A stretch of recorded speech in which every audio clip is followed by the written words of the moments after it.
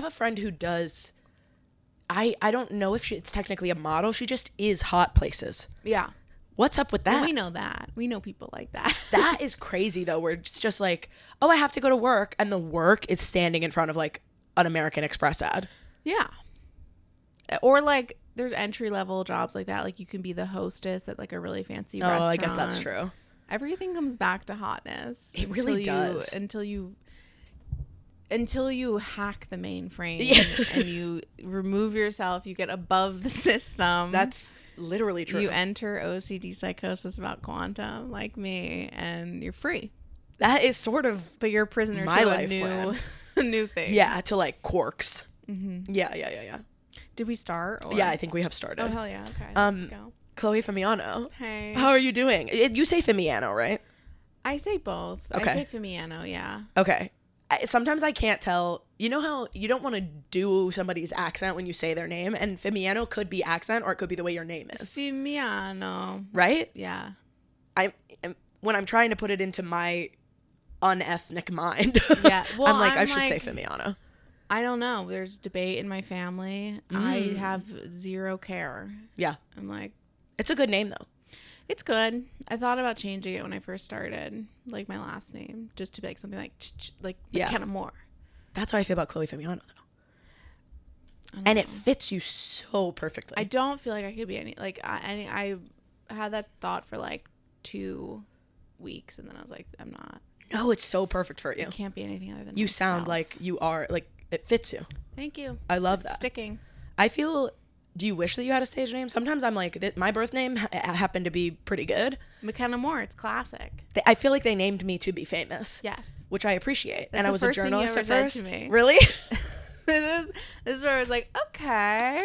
I don't know. Like, it's like, we met at a mic and you're like, I'm just like waiting to be picked up. You're like, it's not really a matter of like, it's just about timing. Like, can we get this going? And I was like, I'm drawn to that. I don't know how I feel about that mentality for me personally, but like, I'm gonna stick by this person. Well, thank you for doing that. I think they're gonna make it happen, and I'm gonna like be around. I really have always been saying that, and it's not. I feel like some people say that as like they want that to be part of their persona. Yeah. I try to hide it but it is what I literally think, and it's what I've always thought. Right. Some people, like, when people can really own, like, I want to be a fame whore, that's not what I feel about you. But, Thank like, you. I like, do you know Spencer Pratt? Yes. He's, like, I listened to this, like, one pop culture podcast that he is on. He's funny. He's, like, a guest. He owns who he is to a T, that it's like actually so it's so authentic that you can't deny it. Yes, those are my favorite kinds of people where Same. it's like, I love a character. Yes. Like whatever, like when someone is like truly embodying who they are, because like I never had friends in school, but I had like weird adults in my life.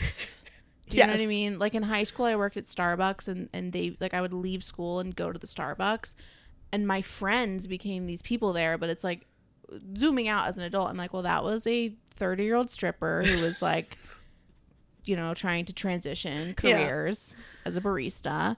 That was like a 23-year-old gay guy in our small town. There was like, you know, one girl who was in like hair school and always had like an abusive boyfriend. Why do they have abusive boyfriends? There's so really often? like, no, and you know, and my mom went to hair them. school. It's like, it's such a, love her.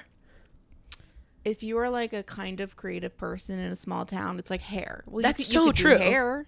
Yes, that is the way to be a working artist, literally. Truly, is to do the hair. The funkiest girls in small towns. Yes. Oh my, I love like a scene girl. Yes. Who's just like into her tattoos and like her like, they're like, now I feel like it's like they went from hair and now they're all estheticians. Yes. But like I love those girls. I'm like, hell yeah. I agree. I love like a freaky scene girl. Yes. Yeah, you're right. I just love characters, people who just like, they own that they're fucking odd all the time. Yeah, I'm so drawn to that. Yeah, and I think I have fallen into the trap of being like friends with bad people because I just follow the person who's doing them the most, and then I'm like, oh, yeah, they were telling the truth. That is like, I'm a little bit out of that. In my 20s, like, I always just had like the most chaotic friend, like the person who it's like they've never had a normal day. Yes. It's like it's always just like whoop. There's always just like, you know, it's like, oh, something's breaking, or like they need a loan for something. I always had like one friend who like she just like always needed a loan for something, and I'm like, okay, like loans don't factor into my life. Yeah, I do have friends who are constantly like, I should get a loan. There's just like some, I'm like, I'm no longer drawn to like the chaos. That's of it all. huge. Like I'm like, okay, keep you at a distance. I kind of feel like that has been like my late 20s has me like been weaning off. Yes. That craziness. I love when I have a friend. Myself. Totally. Want to own that. I love when I have a friend who I love and respect who might still be in that place, and I get to secondhand hear about it, and then also help them come to a more calm place. But I like hanging out with younger people because sometimes like the stories they tell me are like, damn, I used to live like that. Yeah, I mean, like now that I'm in my 30s and like really liking it, I see people in their 20s and I'm like, you don't even know what's going to destroy you yet. Yes. You know, it's like, wow, you're really at the start. Like, you don't know what 12 step you're going to be in. You don't know what you're addicted to. You don't know what hobby is going to change your entire life at 26. Like, you don't know what hobby you're going to get. So you're going to pour so much money into and be done within 3 weeks. Yes. Like, I bought a loom in my 20s. I was making rugs. Like, I mean, there's so much infrastructure I've invested in that truly meant nothing to me after 3 weeks. Like, 100%. But hey, you know, and now I get to, that's why I was like, I got to start this women's group. Cause like, I feel like I have been able to get so much good guidance because I was an alcoholic and like getting into AA. Well, I don't know, you're not supposed to talk about that, but can't you talk about it for yourself? Yeah, I'm actually like not really in it much anymore, but I just was always like, because I was like so psychotic, I was forced to like learn from other people. Yes. And like do the practice of taking in wisdom and like learning from that, otherwise I was gonna die. And which like now I'm like when I meet like even like when I meet like my friends, like I don't have much, like when people are in like bad situationships, I'm like, stop being in that. Stop. What are you like, hey, it's like I'm not a good person to gab with about like guy stuff, because I'm like, oh, you just listed 20 red flags, you should stop doing that. I know, once you sort of like heal some of those parts of yourself, it really does. I had a friend, name him. I will at some point. Oh, do I know him? Yeah. Oh, okay. I will bleep it, but it's okay. Yeah. But a friend who I saw a lot of similarities between us, and she was behaving the way I was behaving when I was 19, destroying myself with men. Yeah. And it's so brutal to be like, first of all, you're 10 years older than you should be doing this shit. Like, oh, are you the same age? Yeah, almost. She's like 1 year younger than me. Yeah. Yeah. And that's hard because it's like, well, everyone, no, she doesn't have to adhere to my fucking timeline. I happened to learn a little bit earlier. She doesn't have to at all. Right. But it's really hard to be friends with a person and be like, well, I learned that 10 years ago.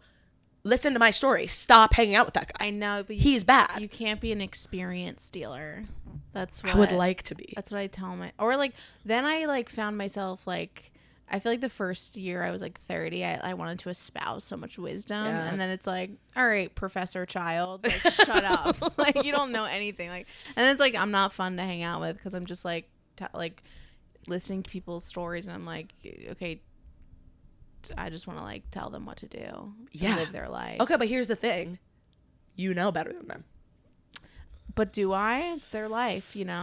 I'm sure there's so many things like leaving the door that so many people, like I had to arrive to that at my own. You do have to feel it. But it's hard to hang out with the people who are still actively learning it when to you it has become so simple. Right. When something seems so clear, you're like, yeah. Right. Honey, you're dating your third drug dealer this year.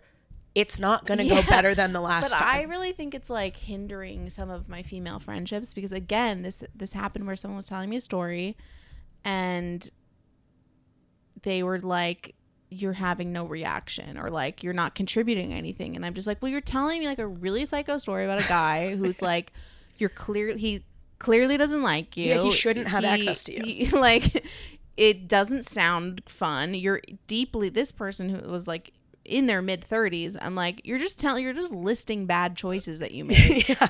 Like, what do you want me to say? Do you want me to give you the truth? No. I'm like, right. I'm already sitting here listening. Yeah, I'm like, this is me participating. I haven't walked away. Don't ask for what I really think, because it's gonna go bad for us. It really is. Like, I'm like, I gotta stop. Like, I'm gonna start lying.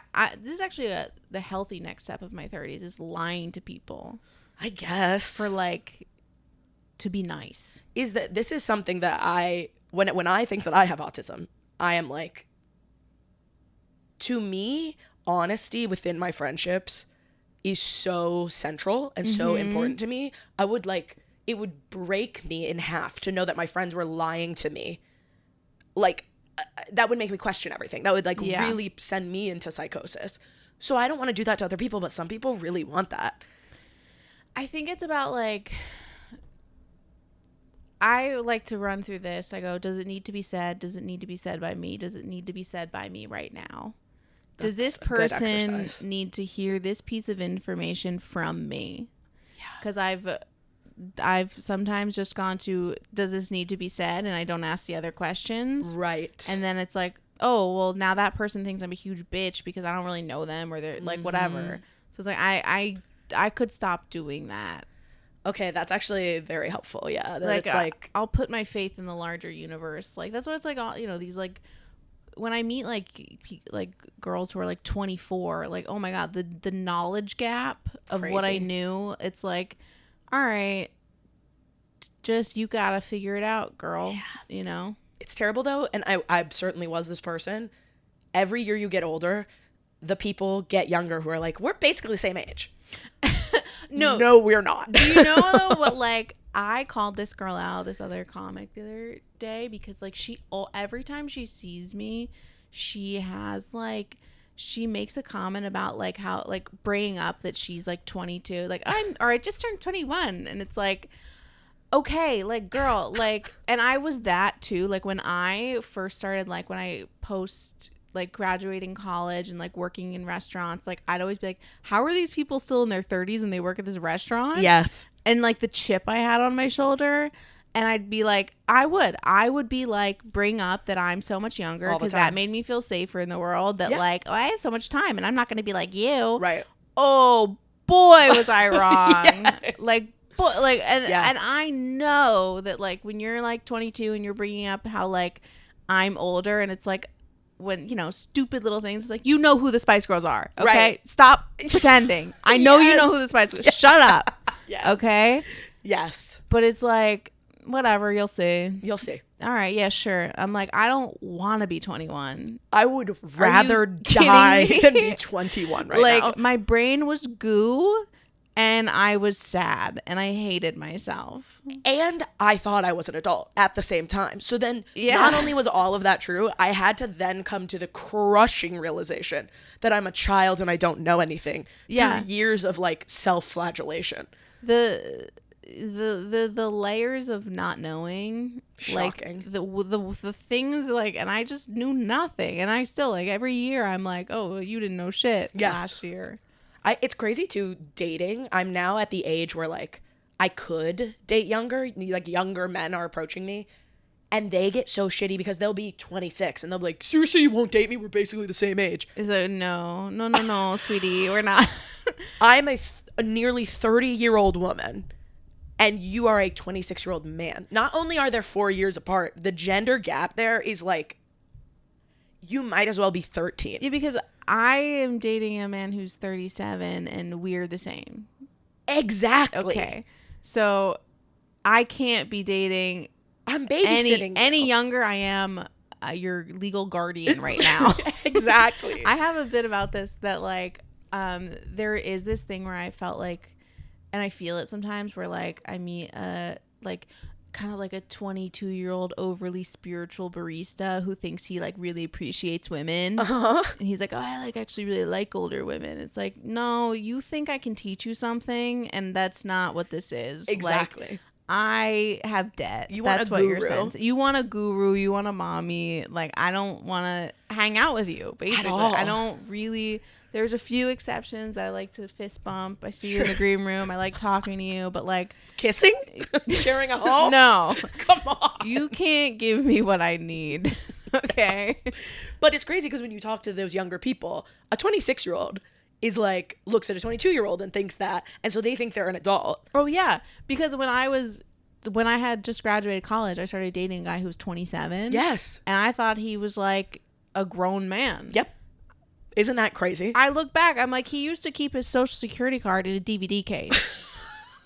I remember one time we needed it, and he was like looking through DVD cases, and I was like, I can't build a life with you. What? Literally. He's like, I know it's in one of these somewhere. When I was 22, I dated a 25-year-old. And first of all, I was like, that's the oldest a man can be. And Yeah. And he had like a 400 credit score because he thought credit wasn't real money. Yeah. Well, you said that, and I was like, yeah, I have a really bad credit score. So I was like, well, let's ease up on him on that one. That happens to the best of us. Yeah. 400 isn't good. It's a lot of numbers. It's a lot of digits. I started life with a really bad credit score because my dad thought he was accepting grants on my behalf, but he was taking out loans on my behalf, and I was defaulting on them for like years because nobody knew. No, because my parents don't know anything. Oh shit, that sucks really bad. Yeah, that was a really dark day. Anyone whose parents have fucked up their credit gets a real big pass. I would like to tell the government that. I know, that's so unfair. I know. Well, I really think that there needs to be some sort of like, there were so many years that I just wasn't doing my taxes because I was just so depressed. And like, there needs to be some sort of program where it's like, hey, yeah, I was really depressed for this chunk of time and not like showering. So yeah, so really sorry, IRS. Can we do a quick redo on that? Can we just get a reset? Yeah. Yeah. Questions? Yep. I didn't even finish my full intro. Okay. Oh my God, I'm sorry. No, not at all. We just haven't talked in a while. I know, I like it. Okay. Comedian, artist, writer, podcaster, friend. Podcaster friend? Podcaster, comma, friend. Oh yeah. Podcaster, that's generous. We're working on it. You have a Substack / solo pod called Absolutely Mental, which is delightful because everything you do is delightful. Mm-hmm. It'll be better now that I'm out of psychosis. Totally. Out of AI psychosis. Which is awesome because if you were doing it in AI psychosis, it's like... It can only be better. Imagine how chill it'll be now. Yeah. All right, yeah. I love all your writing and your art. I really think, obviously I love your comedy, but... Thank you. I just think everything you do is awesome and perfect, to be honest. Stop. All right, let's go. Okay. I'll leave now. I'm going to put some pictures of your art up because it makes me so happy. Okay. Some of your cowboy stuff, I love the ones. I loved the cartoons you were doing for a while with words. I loved those. So I used to like sell prints and make art all the time before I did comedy, and then I stopped. Really doing hard to that. be an artist in more than one way. It really is. And now like I'm like integrating all the parts of me now. I like so it. it's like, but it feels a little uncomfy because like comedians hate. I don't understand why comedians don't want to identify as artists. Oh my God, I know. It's like, you know that doesn't make you gay, right? I do. I think it's literally just masculinity and homophobia. I really do. It's like you're putting on a little play for people. I know that you're also taking creatine at night, but like, you know, you're putting on a little play. You're putting on a one-man show every day. Yeah, that's what it is. Don't act like that's not what you're doing. Yeah, so it's... I don't know. And I don't know why you wouldn't want to legitimize yourself as an artist. Like, it is the thing you care about the most in this world. Yeah, but also like all these like actors who like you idolize, like they identify as artists. Yeah. Like, and if actors are identifying as artists using other people's words and not actually like they're bringing life to the words, which I think is beautiful, but like they're not doing the creating. Comedians are artists. I will say, I used to like find actors annoying, and now I'm taking this acting class, and I'm like, oh, I do kind of get it. Love that. Yeah. I would like to take an acting class. I think I want to do some acting, but it really that is definitely my line where I start to feel uncomfortable past that point of earnestness with acting. Yes.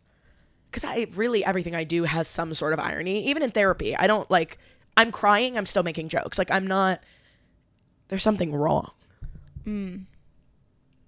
Okay. But I think I would like to do that one day. I want to explore that. Yeah. Acting has been, actually, I've been like more drawn to it lately because I'm like, this feels more natural than like, I just am, I struggle with the internet thing. Yeah. It feels so chaotic to me.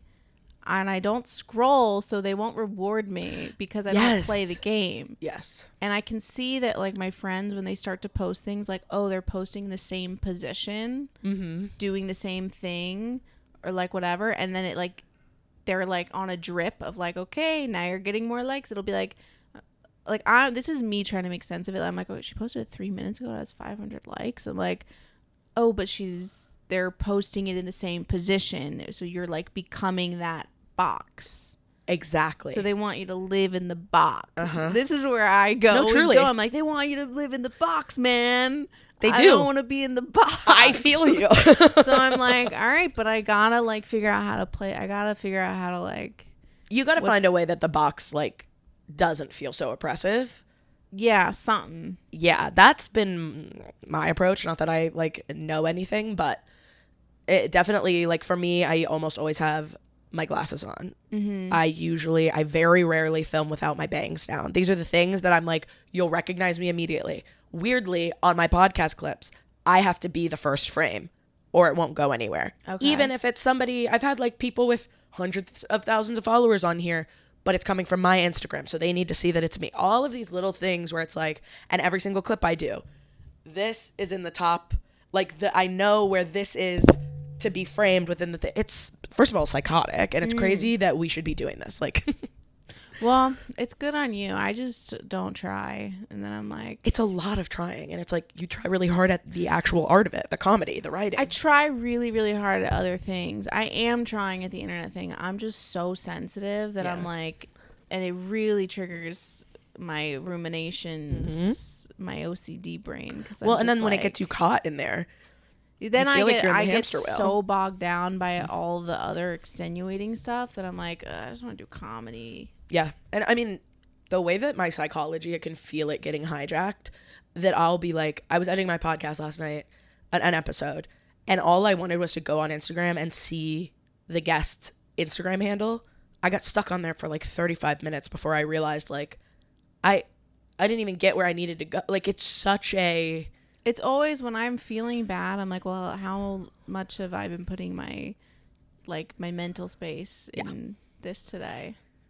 It's hard. I have really like reached a place where I'm just like, I haven't yet surrendered, but like, I'm like, oh, this is like what it feels like. That's how I felt at the end of drinking, where I'm like, I just want to be done with this. So I'm like giving up my mental attachments to it all. That's great. So now I feel like I'm actually in a better place to start trying. Yeah, I totally get that. That's really nice. Also, I mean, posting stuff and not scrolling, if that's what makes life sustainable for you, you would not be the first person to take off that way. Other people do that. I just like feel like I don't know what people want to talk about. I'm just like, I don't know. Anyway, this is not a Meta. This is brought to you by Meta. We were doing a workshop on... Mark Zuckerberg is sponsoring this podcast. Yeah. Wouldn't that be awesome? Do you want to do some questions? Yeah. Okay. The themes for you are comedy, naughty, self, art, and relationships. I'm so drawn to naughty. Okay, what is naughty? It's not even that crazy. What is a lesson you've learned through your sexual exploits? Oh my God. Okay, lesson I learned through my sexual exploits. It can be like a personal lesson, or it could be like, I learned the grapefruit method. What's the grapefruit method? Oh, that's like an internet video about cutting a grapefruit midsection and putting it around a penis. It's not good. I find that the food stuff never in my adult life have I introduced whipped cream. No. into what I'm doing. The idea of the thinnest skin on the body being sticky. It's also like, I'm sure like whipped cream looks awesome on like a 90s fake tit. Yeah. It doesn't, it's not, my boobs aren't like attention to God when I'm laying down, all right? They're kind of... That's such a good point. You know, it's like I don't need to be demoralized by whipped cream Whipped cream's sliding in my off armpit me. now. Yeah. The whipped cream's on the bed, and we live in a 5-floor walk-up, and now I have to go to Mr. Lowe and explain to him why our sheets are covered in whipped cream. So literally, there's that. Yeah. Food never works. You can just tell someone to leave your apartment. Like, that's an important lesson. The amount of like, truly, and I'm not like, I haven't dated much. I was always like a relationship person. Or you've been in a couple long-term ones. I've been in 3 long-term, and then I spent 2 years of like true celibacy. Nice. True solitude. And then when I first broke that, yeah, I had just like, I really like cannot have random sex. Like, that was just never something that worked for me, because I'm like, ugh, get out. Like, it's too much. I had to be blackout to be doing it. Yeah. And then when I was not blackout anymore, I was like, exactly. oh, this is really bad. This feels awful to me. I'm like, yeah, I don't even like that person. I was like, I don't even like me. I don't like anyone in the room. Yeah, I hate everyone in the room right here, and there's 2 people. And I'm naked. This is a terrible deal. Yeah. Yeah. I really like kind of did away. I was like, this is again where like I'm like, okay, I'm like talking to friends, and they're like, yeah, so like we had sex, but like you know, it was good, but like I just didn't like him. I wasn't attracted to him, and I'm like, so it wasn't good then. Right. That's not good sex. Right. Like, and also, by the way, never talk to him again. Yeah. I'm like, great. That has always made me feel bad. Yeah. So yeah, there were times that like when I was just trying to get back out there, because I just like truly, it was like, I knew I spent 2 years not having sex, and then like one day, it was like a Tuesday at 3 p.m. I was like, I have to have sex. Yeah. Like, and I didn't even own a vibrator, so like, oh my God, I know, like the truest celibacy. I've never been into like vibrators or anything. Truest relationship girl, because it wasn't something you really had to think about that much. No, not even that. I'm not a tech person. I don't like.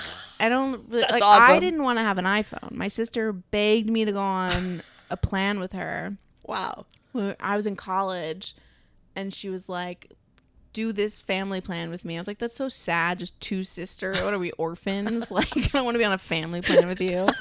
But like, and I just was not. I was so late to Spotify. I'm a Luddite. That is so funny that in this, no Spotify, no iPhone, no vibrator. No vibrator. I don't think of vibrator as tech, but that's, to me, that like, that is like, a true Luddite. I'm analog, you know. Yeah. Like, I don't. But that's just not the like.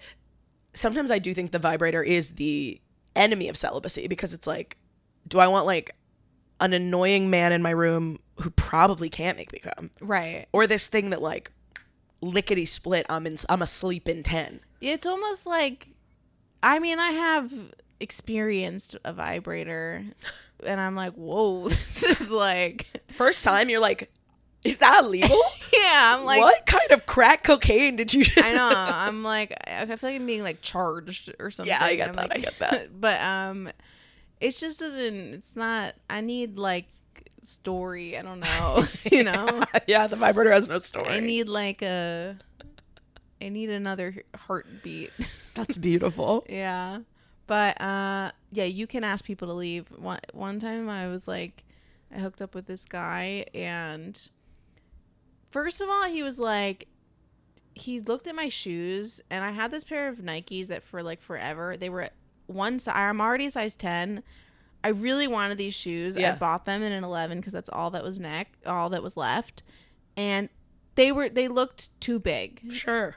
On my feet. Like, I never wore them, and then it got to a point where I gotta get these out of my apartment. I'm looking, it was like they were haunting me. Yeah. He was literally entering me, and he was like, "You kind of have big feet." I was like, "We're done here. You don't get to be inside me and comment on my feet." Which you're probably not looking at.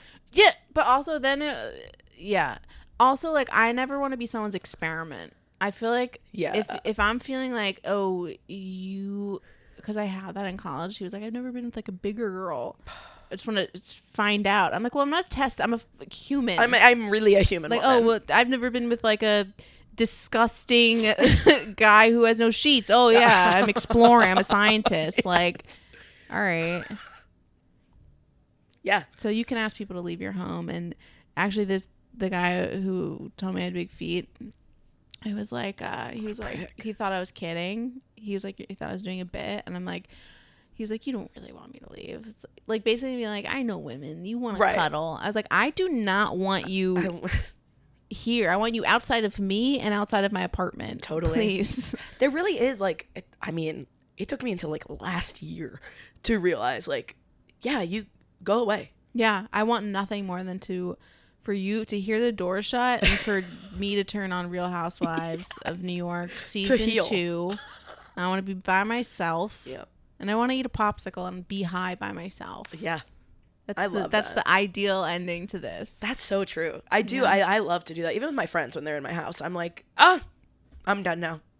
I know. I've really hit a wall with people, and I know they can feel it. But I hit a wall where I'm like, I have to be done here. My social battery is completely gone. You have to go. Yeah. My social battery goes from like, I'll be at 20%. And then I'm at 0. Yeah, it's one of those janky ones. And it's like, I'm ones. turning into a pumpkin. I gotta go. Couldn't relate to that more. Those are good answers. Does that suffice the naughty? Yes, I think that's perfect. All right. What do you want to do next? Oh, I don't know. You pick. Let's do self. Okay. What are your 3 best qualities? Oh my God. Why are you making me do this? I knew you wouldn't like it. What's your problem? Are you my therapist? Most people I make like say nasty, like awful shit. I'm like, who do you hate? Really? And I'm like, yeah. And I'm like, Chloe should talk about why she loves her. No. Well, I think you're great. So I'll give you 3 after that if you'd like. You're rude. What do I like about myself? God, I know that I should have answers to this. I think that actually, like, at the end of the day, I really do like who I am. I like that I think I'm like a very authentic. If you have a relationship with me, I think you can trust it. Like, I genuinely don't suffer fools. Yes. And like, that's really bad for the business. That's like really good for my own personal integrity. Like, yes. I think I have a lot of integrity. I'm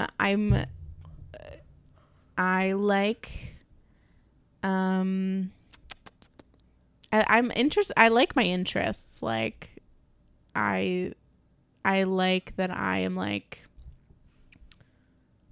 I feel like I'm really on the ride of Chloe. I'm really trying to figure it out. I love that. Like, I'm really invested in like my journey. Like, I've endless curiosity about like what my character is supposed to do next. That's so cool. And I like that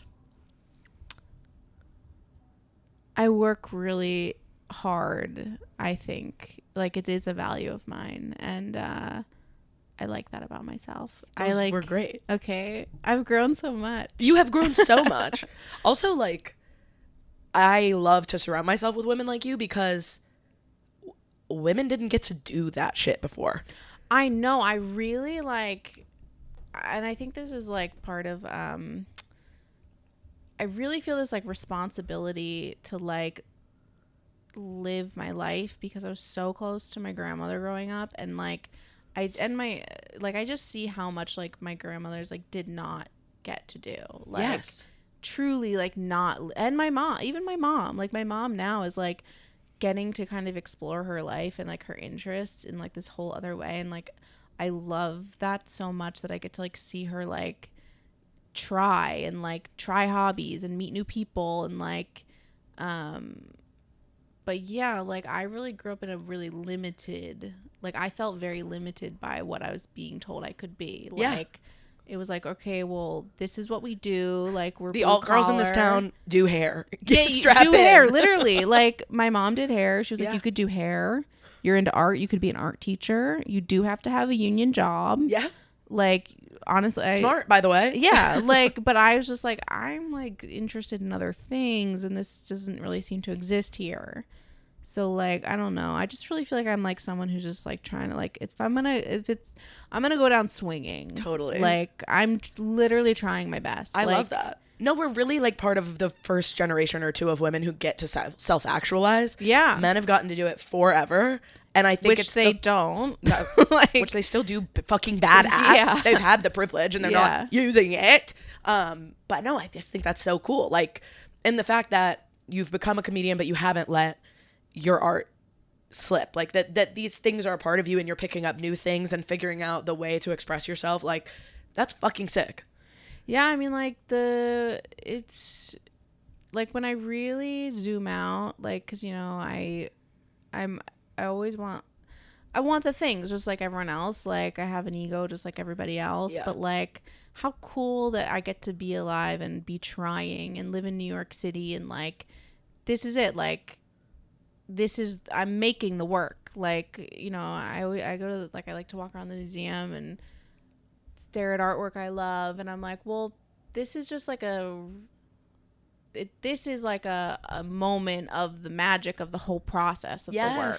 And it's like, I get to, like, I like being a little rat running around the city, just like trying, just never, I don't know, just going and like figuring it out. And at the least, you've created a life where you get to go to the museum and look at your favorite art. Yeah, like, even if you don't get any of the other successes and all that, it's like, you've created this life, which is amazing by itself. Yeah, like, it's like, it's so cool. It's like, it really is just about the journey. Like, it is. The journey rules. Like, and I hope to be able to, like, I hope to be able to, like, have a moment where I can, like, take everything I've learned and turn it into, like, a piece of work, whether it's, like, an hour special or whatever, and, like, be able to be like, here, this is what I've been working on. Like, I really look at my life like an art project. I love like, that. This is my art project. I haven't, like, it hasn't all come together yet in the way that I can, like, show people so easily, but it's like, oh, I'm working on it. I'm trying. So. Oh, well, I think you're cool, and I'm glad I asked that question.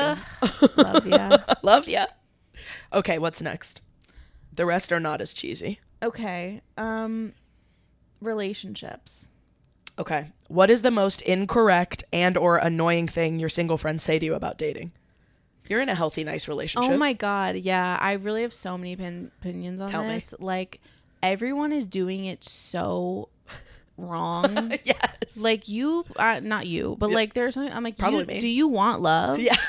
Do you want love or do you want someone to buy you drinks? Like, those are really different things. But when you find love, he's going to be so obsessed with you and want to buy you drinks. Like, yes. But you're like, I just feel like people have their priorities so wrong. Like, one, you need to, like, again, this was like a bit I was trying to work on, how it's like, I think that, like, there's like this thing with single people where it's like, what you resist persists. So, like, you need to, like, understand that love is very real and you are capable of having it. Like, I really feel like this is what I tell people. The number one thing that I really truly believe changed my life is, like, I was in this place where I was, like, very cynical about love, and I didn't, like, I was always trying to, like, I really didn't think that, like, the kind of love I wanted was, like, ever, like, that I was genetically capable of it. Yeah. Because I only came from bad relationships. I only had low ever key seen where I'm at right now. So please drop some knowledge on me. So, like, first I was like, I want this thing, but I don't know what it is, and I don't know how to get it, and I don't even think I believe in it. So how can I have? I just remember when I was like, how can I have something that I don't believe in? Yeah. So I performative male. I read Bell Hooks All About Love. Truly changed my life. I was like, oh, like, because I felt so. It felt taboo to be like, I want a big love. Like, yes. I want real love. And especially as a comedian. Yeah. And, like, someone who, like, you know, definitely was someone who, like, masked my pain with humor and being cynical or whatever. But I was like, no, like, I really believe in the big love. Like, and I read that book. And then I challenged myself where I was like, I'm going to start, like, instead of, like, when I see love turning away from it, I'm going to go towards it. And I started, like, taking, whenever it's, like, couples on the subway. I remember. I loved this project. Yeah. So I started taking photos of people just, like, hugging or kissing or holding hands or whatever. Like, because I needed to start, like, seeing it and, like, letting it into my life. And then, like, I mean, my now boyfriend, I had a crush on him for, like, a year. Yeah. Like, true, like, but, and then I just, like, I remember one day I was, like, writing in my journal, and I was like, I really want to date someone like my boyfriend. And then I was like, I was like, well, why can't I date him? Right. Like, why can't I do that? And then I like asked him out. Like, ask out your crush. Yeah, the first time you told me that, I was like, incredible. Because, oh my God, weren't you journaling and he like walked in? Yeah. Oh yeah. Also, I read The Secret. So okay, I'm like ordering both on Amazon right now. I need my husband to find me. I just started being like, I am gonna date. I don't think I ever told him that. I was like, I am gonna date him. But no, that like, now I think about it and I'm like, I had this feeling in my body, like I had that I was denying, like I had a crush on him, and I, for whatever, I was just telling myself this story that like I'm not worthy, or I have to find someone like him. I'm not able to have the thing I really want. And I really feel like by asking him out, it was at least like, it was the first time I had, and that's so not like me. That was like never, ever something I was ever going to do. But I was like, this guy is not going to ask me out. And if I don't ask, like, we may never go out. So like, I have to know. And it also, but now I look at it, I'm like, oh my God, like it's the love of my life. Like we're going to be together. And like, what if, like, whatever, like it helps me with my whole life now, because I'm like, I had a feeling about something that was true. Yeah. And like, that's information I get to always like it's the most life-changing thing. Cause like, it's like, oh, it's like, it's so real. Like love is so real. And we don't like talk about it that way because it's like scary to admit that you want something. Which I always am trying to work on this bit that I cannot get to work. That's like the thing I think like annoys me about single women is that they'll be like, just because I'm lonely doesn't mean I'm alone. Or like, okay, you have your hobbies. Like, okay, you don't have love, the one thing that like all of like art and music and poetry and like everything is about. Yeah. Like it's okay. Like you're alone. Like start there. Like that. Anyway. Yeah, we're definitely at a weird point where it's like, I think, first of all, women definitely want love. I think a lot of women who are interested in self-actualization and independence don't want to admit that we want the thing that was sold to us. But it's not even really the thing that was sold to us, because that like real love isn't what they've taught us. Right. But so there's part that of even the admitting, and then women are so beaten down by the state of dating.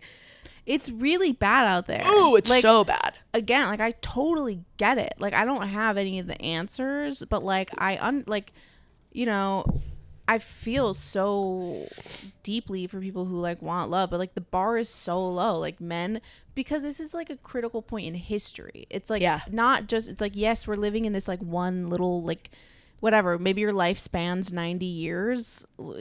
That's a great life. Yeah. But like, okay, this is truly the first moment in history that like women don't need men, at least in our society, like our Western world right now. I don't know. Like, so it's like, yeah, we can get a credit card.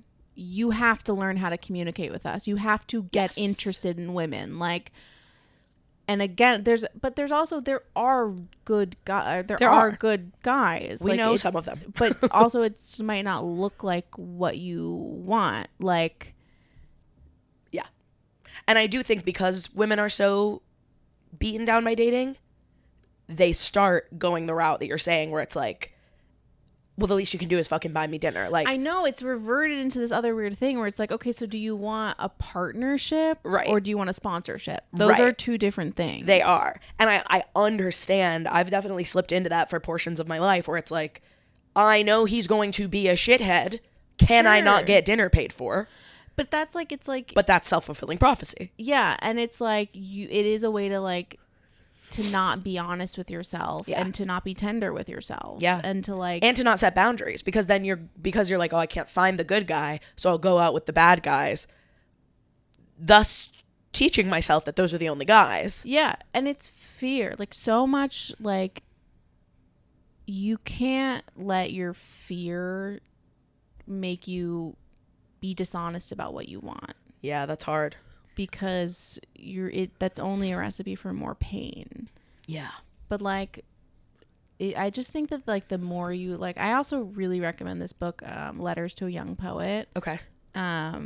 I really believe, like, I don't believe in dating apps. The one thing that really, I read it like after like a ending of like a really bad relationship that was a lot of my life, and it was like,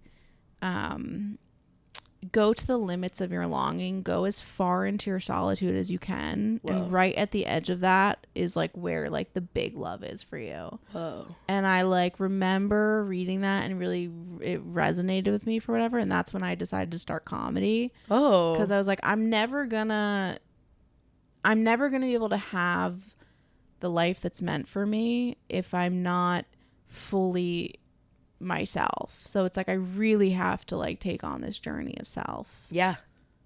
Well, and it sounds like you did that too with your like celibacy, where you got you did the solitude, and then you do reach. I did like a year of celibacy, which is where I just had sex when I wanted to.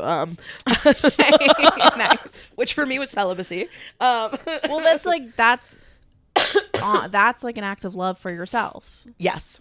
And it does, on the other side of it, it is crazy to be like, I was having sex a lot of the time when I didn't want to. I know. I was doing like, that a lot. So like, I'm not like, for me, like the 2 years like didn't really mean, like I did wake up one day where I was like unbelievably horny, and it was like something, a light flicked on. Yeah. But I'm not like the most like, I don't know. I'm just like, I gotta really know a person.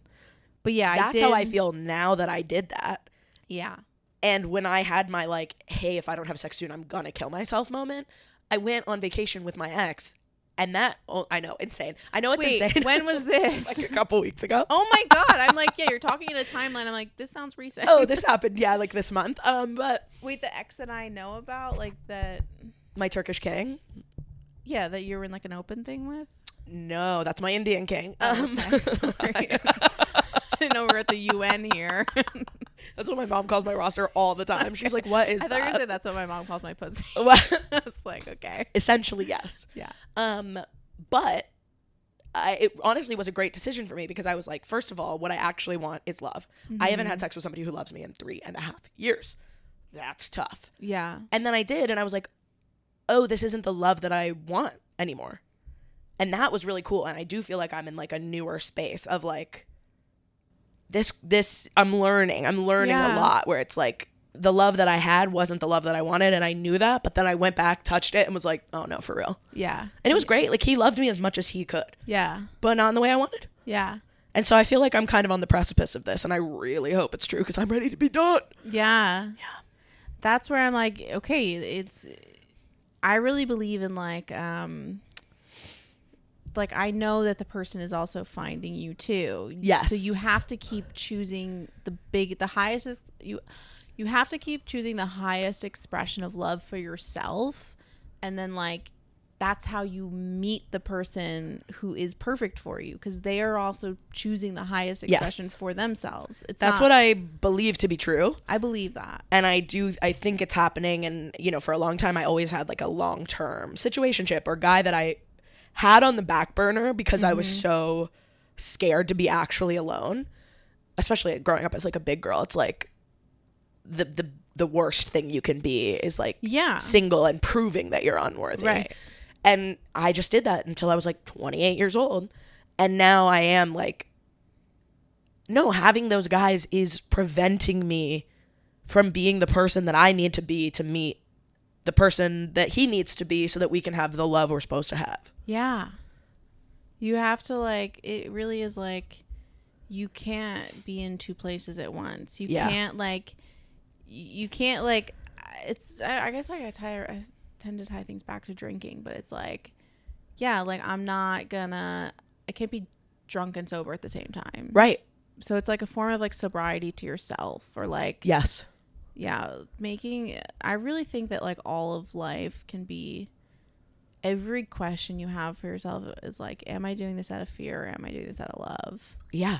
And like, I think it does tie to sobriety a lot of the time, because dating in a way that is bad for you it certainly was an addiction to me. Yeah. Sitting with yourself is sobriety. It's like, and we have to be sober from our things at least sometime, so that we can know who we are. You can't always be on a Vice. The fact that people Yeah. can't like walk down the street without a podcast in their ears, that they can never be alone. It's like we're all just having these other addictions to avoid like sitting with ourselves. Oh yeah, that's the podcast. I mean, and it's when the more you strip away, the more they say it's like whack-a-mole, because it's like, Yes. okay, like when I'm down on vices, I'm like, well, what can I introduce? I'm always 1,000,000%. and I don't even know it, but I'm always like, what's my new addiction? What's my And new it could be issue? literally anything. It could be like a new book series that like Yeah. I'm avoiding sitting with myself by reading this fucking smut fairy bullshit. I have not watched any, I'm not current on any Housewives or anything. Wow. Because I got to a point where I was like, this is like playing a much bigger role in my safety in the world than I think is like, yeah. I need to kind of, not like, I try not to pathologize everything. Like I need breaks from reality. I've been watching Early Roni when it was like good. Yes. Ugh. Before we knew of all the evils in the world. I know the current Housewives I'm not like Yeah. connecting to as much because I want to live my life in a way unnumbed. Yeah. And I'm like, this isn't really, I developed this like parasocial thing when I like really needed to numb. Yes. But now I want to be a little bit more present in my life. I don't know if I need this. Yeah. I feel like that is like I think that's the crux of most people's journeys. Yeah. Well, it's like sports, you know? It's like, okay, do I want to be the guy who's like zoning out, like having no thoughts, just like the sports is like a life machine or something? Yes. What was the question? That one was, yeah. What is the most incorrect and or annoying thing your single friends say about dating? Oh yeah, that they're not the overly positive that is actually just dishonest. Yeah, but, like that's hurting you. I totally agree with that. I think especially we're at an age now where it's like not cute anymore to be like self-medicating with like bad dudes. And if you really want love, you actually have to be like alone and honest with yourself. Yeah, or like brave enough to like I don't know, brave enough to try. I don't know. Yeah, and to want love like openly and want your big love, I think is a great point. And yeah, and to like, I don't know, this whole like, I don't like the like I'm a bitch, buy me things. Yes. It's like, all right, you're not going to be happy with that either. it like feels like not the answer. It's like, okay, that was good for like the 90s, but I think we've like evolved past we're that. 30 years past that. We're actually going to have to like, I don't want to feel hard all the time. I don't want to be on the defense. Yeah. It's like, do you listen to Hayley Williams at all? She has a song called Hard talking about that, where like getting over that. She's like, I got married in combat boots and all I listened to was like screamo music. I was never like a scene kid. I wasn't either, but I listened to the music. Okay. But I never had the bangs, you know? I was so inside. I was like listening to like Carole King. Yeah, that makes sense. I love Carole King. Did you ever see that musical? No. I didn't either, and I really wanted to. I need to be, I'm actually like just, cause I've always just been poor, like literally. So it's like, I'm just now like, okay, if I want to go see a show, like I think I can do it. With comedy too, I like forget that it's an option, cause I'm like, I could go do 2 open mics. I am like I'm in the phase where I've graduated myself to like, I did boot camp. Yes. I had no life. You of all people, I release yourself. That. I'm like, I really like, and again, it goes back to like releasing myself from living in constant fear. Like I can take a night off and go to the theater. Yeah. Yeah. But yeah. I get that. Okay, great answer. We have 2 left. Love. Art and comedy. We'll go art. We'll end with comedy. Okay. Our origin story. Yeah, exactly. You're on a desert island with the person you hate most in this world. If you want to tell me who that is, you can. You have 1 podcast or album, 1 book, 1 physical piece of art, and 1 comedy special to keep you company on this place. Oh my God, this is such a good question. I'm going to have to... It's multi-part. I will reread if you need. Okay, yeah, and I'm like, you are going to have to cut in between dead air of me thinking. All good. As soon as someone asks me, like, what's your favorite movie, I die inside. And I'm I like, do too. It really stresses me out. But it doesn't have to be your favorite. It can just be the one that, like, you would like to have on that island to not have to deal with. Or you could go another way and be like, I'm going to have this one movie playing to torture this guy that I hate that I'm on this island with while I read a good book. Okay. Totally up to you. Okay, so wait, the premise is that I hate the person. Yep. But these are the things I love, so that'll get me through being with the person. Sure. Okay. Okay. First one was podcast or album. Okay, podcast or album. I would. Oh, so podcast or music? Yeah, you can choose. Okay. Fuck. I'm like actually panicking. I need like Xanax. I'm gonna take Xanax. Imagine that's the first time I ever take Xanax. Your pod. I can't. You're like, Andrew, come get her. Okay. Podcast. Okay, there is a podcast that I listen to religiously that Juicy Scoop podcast. I've never heard of this. Tell me everything. I started watching it ironically. I now am like on the Patreon. I have one Patreon subscription. Okay, it sounds amazing. But then but that's like what I would say to myself. Okay. But like what I would say to someone who I want to impress would be like this one about consciousness, sure, you know? sure. That's my eternal battle. Juicy Scoop, is it like about pop culture stuff? Pop culture. Heather McDonald, love to meet you sometime. I love that. Also, if you could be on the desert island receiving the new updates, like that would really feel connective. That would make me, because you know I really started listening to it when I first decided to like do comedy. And like that I needed to move to New York. I was still living in Pennsylvania, right. So I was commuting for like 3 months. Oh my God. Not even doing comedy. I just like needed this job, and I had so I was waking up, so early, taking a bus. Oh, that's terrible. And like I was listening to this whole backlog of Juicy Scoop, so I really like. That's an important podcast. There's like a link in my brain that it's like, this is ultimate safety. Yes. Because like I just was like, I don't know, and like my whole life was like, I was like, just every step felt scary, and yes. I just was like, Juicy Scoop got you through. clinging to Heather McDonald Juicy Scoop podcast. Yeah. So like, if I'm being honest and authentic, and I love that. Good. Yeah. We're laying it all out there. Okay, the next one is one book. Okay, book. I mean,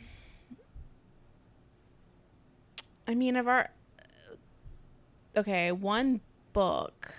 I feel like I'm like, I want to say something like I love a spiritual coffee table book. I love a Rick Rubin. Oh yeah. Like being able to pick something up, and like it's kind of like I look at the Bible almost, where it's like, this is like a little thing, like a nugget of wisdom. Yes, that you can open it to any page. Yeah, and I can like kind of metabolize this throughout my day. Like It's fun for me. I will say the book that changed my life most in all of the world, like my trajectory as a human, was The Ways of Seeing. Okay. I had like a professor, always like an older woman, taking an interest in me.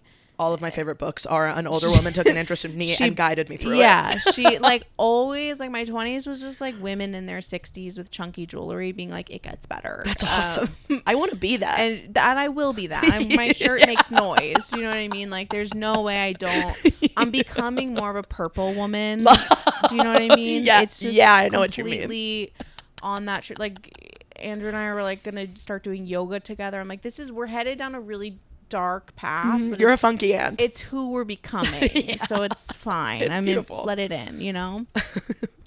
But yeah, Ways of Seeing is a book that I think everyone should read. By John Berger. Okay, and then a physical piece of art. I would bring a Rothko, a giant one of any of the Maroon series, and I would literally stare at that all day and just transcend reality. Love. Yeah. That would be, I mean, that one is probably the one I would choose of all of those things, would just to be like, to have one of my favorite paintings. Like, would really. This is where I know that art is so real, because it's like, I grew up as blue collar, uneducated. Like, I do not come from like, but the moment I like experienced like art in like what it really is, I'm like, I just don't even believe the diagnoses that I've received from a doctor, because I'm like, no, I just march to the beat of my own drum. It's not clinical. But Yeah, and I've had so many like transformative experiences in front of like Rothkos specifically. Is Andrew her boyfriend? Bleep that. Bleep that. Bleep that. I want to maintain my mysterious. Your anonymity. Yeah. Knows. Is he an art guy? Does he play with you on art stuff? He's like, well, first of all, to me, like going to the museum is like a very sacred, a solitary activity. It's a solitary activity. I feel the same way. I'm like, I have to like, there's a few times that we've like done a museum day and it's like, that's cute. But like, I have to remind myself like, this is going to be a different experience. And it's not going to be like, I have my own things I do. Yeah. Whereas I feel like I'm like, I have to like be cool. Don't be uncool. I hate when I go with like a friend or a date or something and they like don't read the plaques.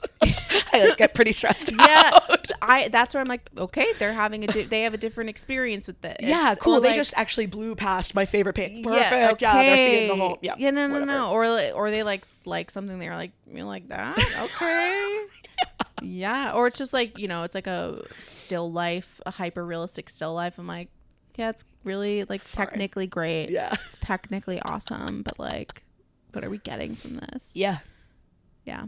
I would love to find a man that I can go to museums with, but right now you've just made me realize maybe they don't. No, he's like so down and open, like, and the thing that's like the best is that like I just feel like I can do whatever I want, and like that is the best. You don't have to come, and I don't have to come see the dead with you.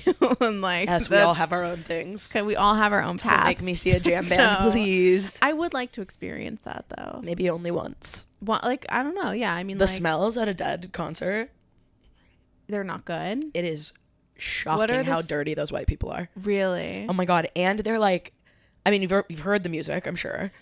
Yeah, I've heard it's so cacophonous. It doesn't do it for me. They're all doing different stuff. They're like, yeah, that's the jam. Okay, fine. I feel these white people are grinding to the jam music. Really? It's and they're rubbing like they've been following the dead for like the whole tour. They're like, this is my 13th show. It's been 2 weeks. I live by selling my tie-dye and I never shower. That's where I'm like, there must be something I don't get.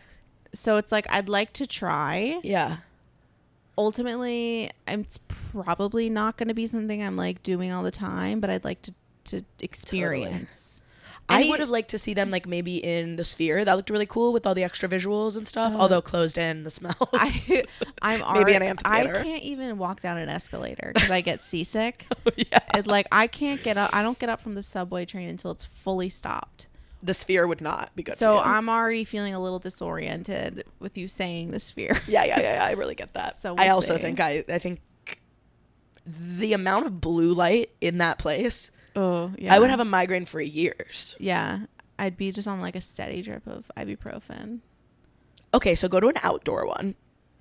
I would have liked to see them in like 1969. Yeah, I would like to see them with John Mayer. I like John Mayer. My first concert, John Mayer. That's a great first concert. Heartbreak Warfare.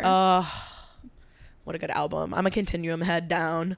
Honestly, John Mayer is great. He's like, great. What are we talking? My sister started a John Mayer club in high school. There's 3 of us. That's so awesome. That's so awesome. It's the same numbers as our bowling league. We're the only 3 people. That is so Did I answer fire. them all? Was there another one? There's one more. Oh, yeah, one comedy special. Oh, that's so hard.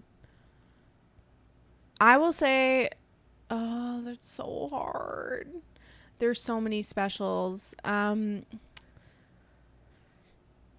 Chelsea Peretti's special is Why I Do Comedy. Yeah. I will say what I actively listen to all the time, like a couple times a year, I will turn on Sarah Tolomash's specials. I don't know if I've ever seen that. She's so funny. She's a comedian here in New York City, and I am trying to be like less creepy and earnest with people. So like I have to stop myself from like ever messaging her and be like, hey, like I just like listen to your comedy when I'm sad because it like makes me laugh. I think that would like mean a lot to her. I know, but I'm just like, I feel too creepy. I get that. So, but yeah. What else though? Who's the person you hate that would you be on this island with? Who do I hate? I mean, who do I hate? I really don't want to hate anyone. I mean, I hate our government. I really don't want to be on an island with them. I mean, come on. We don't want to be on islands these days. No islands with those guys. Yeah, we're just worshiping Baal, whatever. Whatever. Yeah. God, they're scary. I don't want to be on an island with anybody who works in government, any powerful person. Yeah. Who do I hate? I don't know. Who would you be like the most pissed to be like stranded on a desert island with? Just like someone being loud. I'd just be like, could you? Anyone being loud. Just please don't be loud around me. What if it was like, like a high needs toddler? No. That would be terrible. Just sticky. Oh. On a desert island, there's nothing sticky there. There's somehow they've got like grape jelly smeared on their face. Yeah, I'd be like, why do you have coconut water all over you? Did you crack a coconut?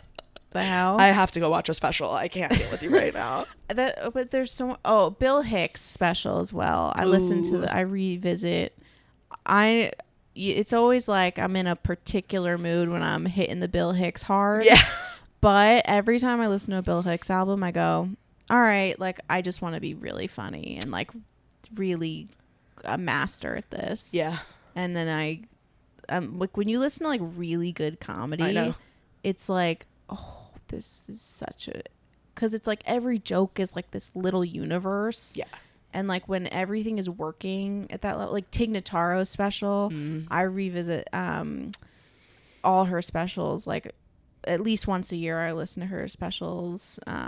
It is amazing when obviously they're funny, but then when you go back and listen for skill, it's like the amount of talent. I've been listening to a lot of Ron Howard, right? No. Ron Howard. Shit. That's from I'm losing my mind. MASH or whatever. What's his name?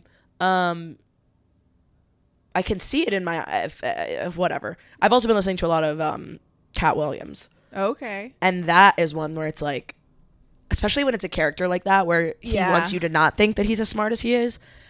I'll listen to it like 2 times back to back, and the first one just be like, God, he's funny. And then on the second one, I'll be like, he's the smartest man alive. When you like, when comedy is like so layered and textured, it's like so, and that's what I got paranoid about the time for a second.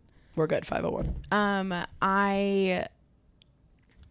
It's good to listen to, like, I was just listening to Adrienne Appalucci. Yeah. She's every joke is so meticulous and so well written that I'm like, I just don't want to like, fine, maybe this takes me 15 years, but like when I present something to the world, I just want it to be like so excellent. I feel the same way. Like, I think there's an interesting trend necessitated by the internet. Yeah. Especially in Brooklyn, of people just wanting to put shit out, put on a show for themselves, for their 30, for whatever, which, of course, you can do it however you want, but that's not the path that I want to take. Same reason where I'm like, no, I love this joke, but I know that it can be better if do I feel like it's ready? Yeah, I feel like it's going well on stage, but when I present it to the world as my work, like as a piece of work, I want it to be 2 years more honed, like at least. And so that's always interesting. That does kind of take us to our last question. Are you ready? Yeah, let's do it. What are your thoughts on the reckoning currently happening in the New York comedy scene? Will it last? And what could comedy be without predators? For context to the listeners. Yeah. Recently, there's been kind of a reckoning in the New York comedy scene led by a woman, Simran Rai, who got assaulted at the comedy shop by like unknown predator who owns the comedy shop, Eddie something or fucking ever, who cares. And there's been, at least online, a big push to be like, no predators in comedy, let's name names, let's get them out of here.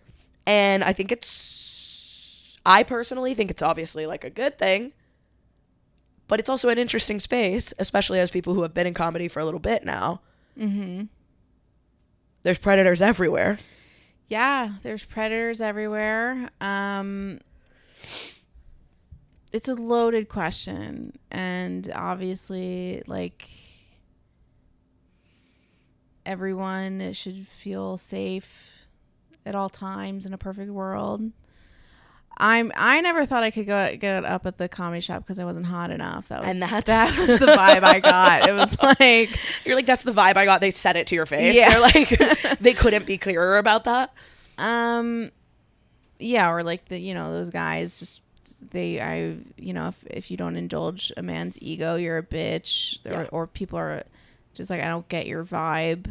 Are you a woman? Why are you angry? Why are you like that? Why are you not smiling at me? You did say when we talked about it off camera, like first time you go in there, it's like darkness lives within this place. Yeah, I always thought that it had like kind of a dark vibe. I mean, but a lot of comedy clubs have that. Yeah, a lot of comedy clubs have that. I mean, I'm always like, why should women not? Like, I remember hearing comics talk about like when Louis was going back to the cellar and it was like, you shouldn't perform there. It's like, well, why should I not get stage time? Yeah. So it's a really, I don't even know if I can like, I'm trying to like actually check in with myself as a person and not just on a podcast, but like it's hard because you can't just ask for spots and then shut down a club if you don't get them, but you should never have anyone touch you. Yes. And I do think that club should be shut down for like a lot of reasons. I am just like, I don't go there. Right.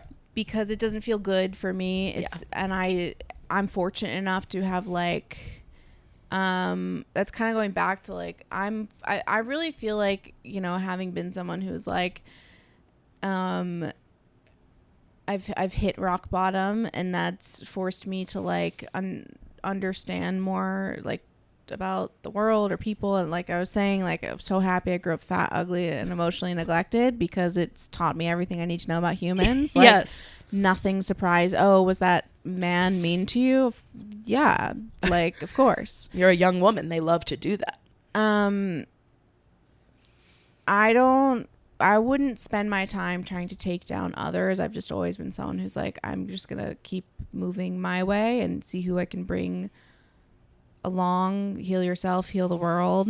I'm trying to start something for like kind of some sort of intergenerational women's group where even if someone's just 10 years older than you, they know more than you and can help you, and try to find something where a community can form to exchange information. I think that's really vital for women. Yeah. But also to like, I'm just trying to be less, I'm not a reactive person and I don't, and I haven't had a lot handed to me, so it's not my instinct to, but I don't know the right answer. Like I had a security guard grab my pussy at a comedy club I worked at and then say, does this make you feel uncomfortable? Obviously it made me feel uncomfortable. I didn't know what to say because in my head I was like, well, my spots are tied to this, so I'm not going to say anything. And then I felt guilt because I was like, well, what if he's doing this to someone else? Okay, but like, I don't know. Like, I've also been raped. Right. So like, I don't know. I'm just trying to become a comedian. And so my own survival instincts kicked in and said, hey, I'm just trying to become a comedian. I'm going to like physically put distance with myself when I'm around you. I'm not going to what am I going to call the cops? Like, I don't know. It's like, they're not going to do anything. It's not illegal to be a douchebag. Right. So I'm just like, I go towards the light. So whether that means I'm like, I light begets more light. I just keep going towards the light. So it's like that limits opportunities.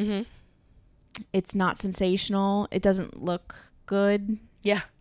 Like, like, I don't know if I'm like handling this. No, I mean, I think, first of all, I don't think there's like, especially as a woman in comedy who has run into these problems, I don't think there's like a wrong way to deal with it, except that dumb bitch who was like, I don't know if you saw that. I haven't looked at anything. Oh, there's this dumb old Zionist bitch who's like, well, he didn't grab my pussy, so he didn't grab yours. I did hear about that. I know who you're talking about. Truly a bad person. Yeah. But otherwise, it's like, it's really hard because it's like when you speak out, you know that puts a direct impediment in front of you, between you and the goal you want. Yeah, I mean, but sexism in comedy is so layered. It's like, it's not a one size fits all thing. Like misogyny in comedy, sexism in comedy, assault in comedy, it's not a one size all fits thing. It's like, I experience sexism all the time. All the time. I'm not in this to like, I'm in this to become a comedian, and then hopefully my work like heals more people. Yes. That's like how I see things. Like, that's kind of how I see things too. I'm like, what can I do? Mm-hmm. And like, I feel like I can help more people with just like riding my ride and making my work, and like, you know, trying to like be good to the people around me, and like I try to like not ever feel like I'm in competition with other women, which is really like, you have to actively work on that. You do, because every man on earth is like telling you what he thinks between the two of you. Regressed. If there's not any spots for a woman, there's one spot, and you're going to naturally feel you're in competition. And like, I don't know if I answered that, but like, it's also like, if you're not a hot woman in comedy, I know we've discussed this ad nauseum, but it's like, everyone's playing a game with different rules, and it's actually like, there is no justice no justice. There should be legal justice. If you've been assaulted, like you deserve justice. I had an icky incident with a man who made me feel uncomfortable that I made my own peace with, and like, what am I going to do? Like, you know, like, and I think people pursue things their own way, and that's great and everything. I agree with you that it's like, okay, my goal is my actual goal is to be a good comedian, and part of that for me, as it is for you, is like, I want that to be part of my message. I want to change people's minds. That's not the route that I have taken thus far. I think it's cool that there is an outspoken group of women who are like, this is bad. I also feel like I have seen this happen before, and unfortunately the people who actually get punished are always going to be the women who spoke out. Yeah, I mean, like, I don't even think it's about like, but you, like, I feel like I get punished for not flirting. Oh yeah, you know what I mean? Oh, we're all gonna get punished for being women. We're all getting punished all the time. I feel that when I get on stage, where I'm like, I know that the men in this room aren't listening. Yeah, you see men clock out. Like, she's not. There's no way she could have anything. To say that the sexism is so, like you're saying, it's so layered, and it's from the top and the bottom and internal and external. It's all around. That, yes, I think, and that's what's so interesting to me, I think, is that like people are acting like, oh, it's a movement right now. And I'm like, well, this is just literally the reality. I'm glad you're listening. I'm glad, I don't know. Part of me is like, I think it's cool that a hot girl said something, because that makes people listen. Yeah. I don't think people listen the same way to me that a hot girl who's upset. They're just not going to. Like you said, it's great. It's awesome to have grown up knowing what the world thinks of us. Or having not heard, like, I hear no all the time. I've heard no all the time. I've never, like, I'm not, I don't know. You just gotta, like, yes, more advocating for yourself, more, like, more integrity, more, like, helping one another, more of that. Yeah. But, like, I don't know. I keep going back to, like, heal yourself, heal the world. So, like, I don't personally want to be fighting. Like, I don't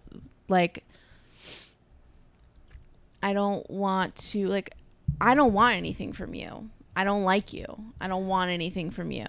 Totally. So that is, like, a lot of my approach, which is limiting in ways, because I get that. That was always like, all right, well, like, and it's a little bit of like, yeah, I grew up super bullied and, like, I did not have the support I needed, anyone advocating for me at all, like, whatever. And I've worked through that. But like, part of the way the fabric of my being is, like, to really lead with like authenticity and integrity. And like, if I don't fuck with you, I don't fuck with you, and I don't want anything from you. Yeah. So it's like, all right, like, I'm going to create this space over here where I'm wanted and I want other people. Yeah. And not look at you. Yeah. Like, I go where I'm wanted. Yeah. And like, and sometimes I'm in spaces where I'm not wanted, but I've worked my way, I've chipped my way, and like, everything I have, I've worked so fucking hard for. And like, I'm not going to let anyone take that from me. And like, I will like own this time, and like, I'm here for me. Like, any mic that I've been to where it's like, I've sat at mics with men who were like, why are you so unpleasant? It's like, I just got off work. I'm trying to work on this joke. Like, I don't know you. Yeah. Like, I'm just sitting here. I'm sitting here. And like, me sitting here and not flirting with you and like being what you think a woman should be next to you. Like, all right, like, I'm here for me. I'm here for me and this work and this time. Like, yeah, I think that makes sense. Also, do you see, I think about this all the time, especially coming from, you have spent more time in the Manhattan club scene, and I've spent more time in the Brooklyn alt scene. And I feel very lucky in a lot of ways that like, when I was, my first couple years in comedy were like sunshine and rainbows, because I was around people who like take that shit very, very, very seriously. And there would be like, it would be breaking news if a guy was like a little pushy at the end of a date, which is awesome. Like, I love that we are holding people accountable like that, but that's not the real world. And then I come into Manhattan scene where I'm like, oh, everyone here is a rapist. Like, it's not like, I don't think that's, I mean, yeah, there's a lot of douchebags in comedy. Yeah. I don't even think it's like Manhattan or Brooklyn. There's a lot of douchebags in comedy. There's a lot of jerks, and there are a lot of just like comedians are some of the most selfish people I've ever encountered. You know what I mean? Like, there's a lot of bad behavior. It's not a crime to be a douchebag, but like, I'm just like, yo, I stand on business. Like, I'm not like, not going to cater your ego. Even if me catering to your ego a little bit would get me a little bit more booked and make me a little bit more palatable and make me like a little bit softer. Like, I'm not doing that for you. Right. And like, you either fuck with me or you don't. I like that. I like the idea of creating a space, because there's obviously an audience for it. Also, especially like when I go up anywhere and I'm the only woman on the lineup or something, I am more likely at that show to get people to come up to me afterwards, you know, the few women in the crowd or whoever, being like, oh my God, thank God you were there. What a breath of fresh air. Like, people want a comedy space where they feel like they're seeing relatable things on stage. They're hearing from women who have similar experiences. Like, I think building that is, I get what you're saying. Like, I think building that is a better use of our time than trying to get known fucking freak weirdo pervs to not be freak weirdo pervs. Yeah, like, I'm not out to change you. Like, do you think, like, I'm not gonna change you? Like, you're like, these men, and I'm not even talking about any specific person in mind, truly. Like, this is part of growing up and evolving, is that like, you only have control over yourself. Yeah.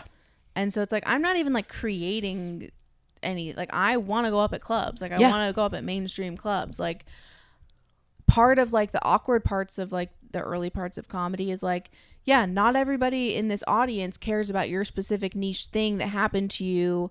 Like, yeah, part of becoming a comedian is learning how to tell jokes that are universal, taking your specific experience and creating it into a joke that acts as service. Like, that, I think, has always been to me how I understand like more of a breakdown between like Brooklyn and Manhattan, whereas it's like, this is like this, Brooklyn sometimes feels more like buy in on me. Yes. Whereas like like what I'm really just trying to spend my time and energy on is like, I'm trying to metabolize these personal experiences and make them into a product that I can give you. And that's my act. That's like the service. That's the exchange.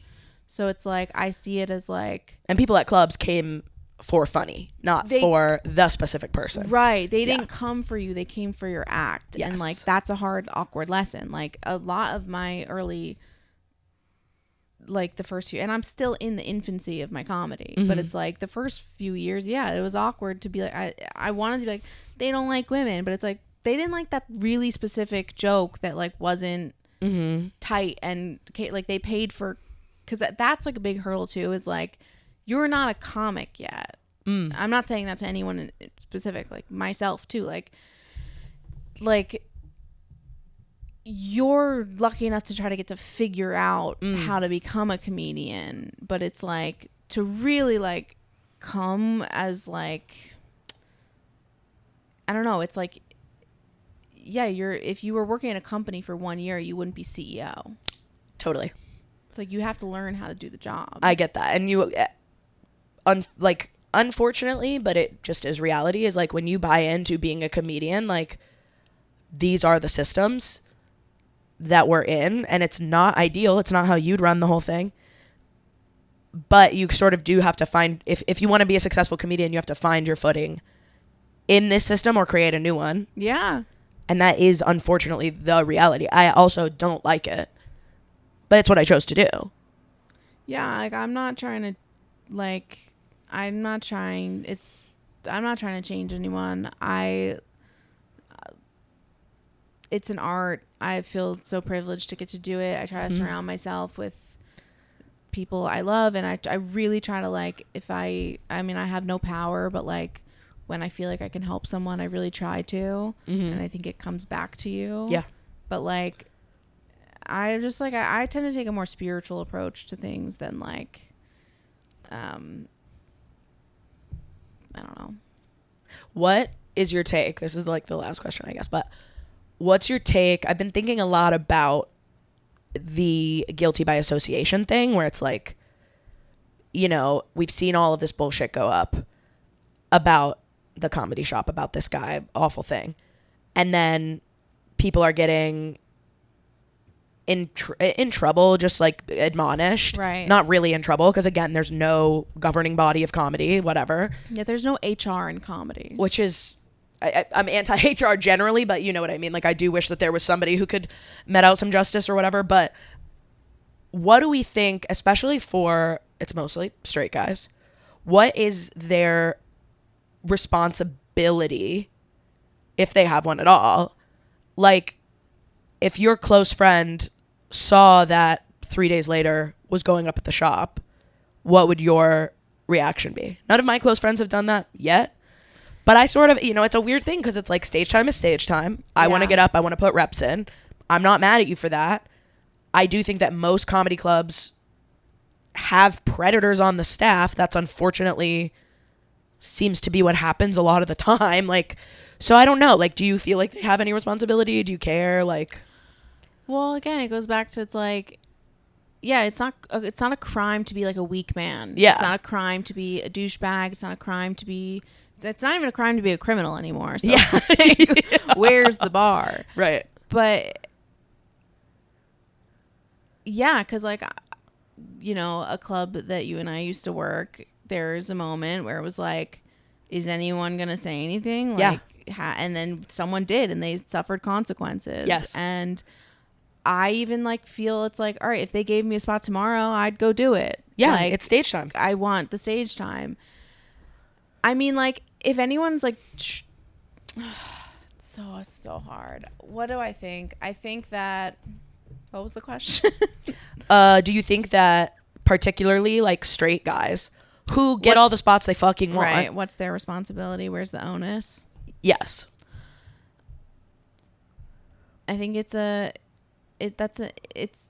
I can't answer that, because it's like, well, I think everybody is sick and suffering and needs help. And like, this is not like, it's not black and white, you know? It's like we live in, like, we're stand-up comedy is this like giant pool with no barrier to entry. Yes. So you are going to encounter many people who have many different beliefs than you, and also a pool of people who think they should be alone on stage just talking. Yeah. You're going to get a lot of duds in there. You really, like, there are people who are just having, like, especially at our level, like, I pray to God, like, I know in 10 years it's going to be different, because, like, yeah, like if you're really in this for like the craft, you're going to be doing it in 10 years and then we'll hang out because Yes. like we've weeded people out, you Yes. know. But like, yeah, the first few years you're on stage with people, you're in green rooms with people who are like having active mental breakdowns. Oh, yeah. You know what I mean? Yes. Or like with evil in their heart. like, yeah, I mean, like, you know, we live in like our values are not like, we have a real values issue. Yeah. Like we don't value the same things, and the things that I value other people don't, and I see other people's values and priorities and I'm like, well, that's just not how I would ever live my life. Right. But like, I don't know. Again, I just really like heal yourself, heal the world.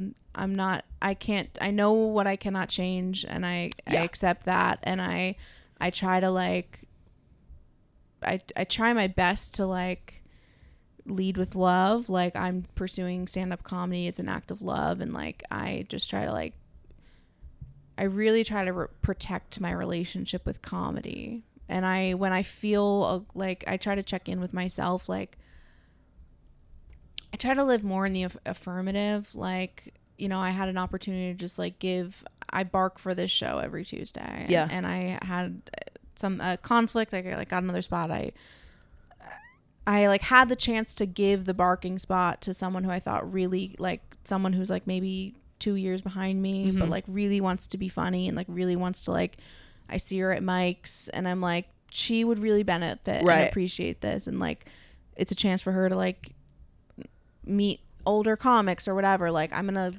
try to pay that forward. Like that's where I see more of my role. Okay. I love that. I think that's the healthiest with comedy, especially. I'm always trying to think, how can I make this sustainable? I want to be doing this for a long time. There's a lot of negativity that can be focused on. And yeah, like I do have to, especially when we're in the group of people getting